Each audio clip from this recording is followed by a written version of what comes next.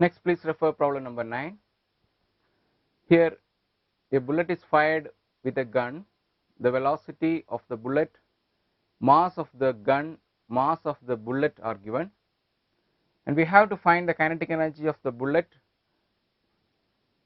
divided by the kinetic energy of gun. The ratio of kinetic energy of bullet to the kinetic energy of gun is to be found out.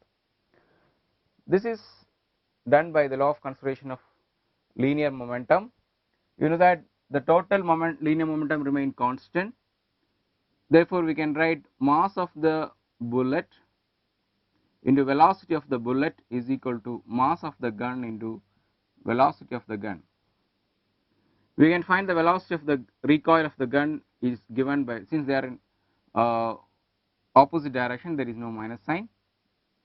That is mass of the bullet into velocity of the bullet by mass of the gun. Mass of the bullet is 10 power minus 2. Velocity of the bullet is 500 meter per second. Mass of the gun is 5 kilogram. So it is nothing but 1 meter per second. Now we can find the kinetic energy of bullet, that is half mv square, that is mass of bullet, velocity of bullet square, that is half mass of bullet is 10 power minus 2, velocity is 500 square.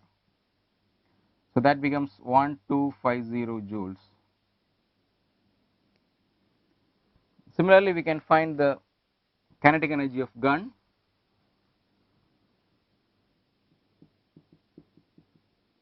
that is half mass of gun 5 kilogram, velocity of gun 1 meter square, 1 meter per second square. So that means half, that is 1 by 2 into 5, that is 2.5. Now take the ratio. Kinetic energy of bullet by kinetic energy of gun is equal to 1250 by 2.5, which is 500, that is 0.5 into 10 power 3. So the answer is option number 1.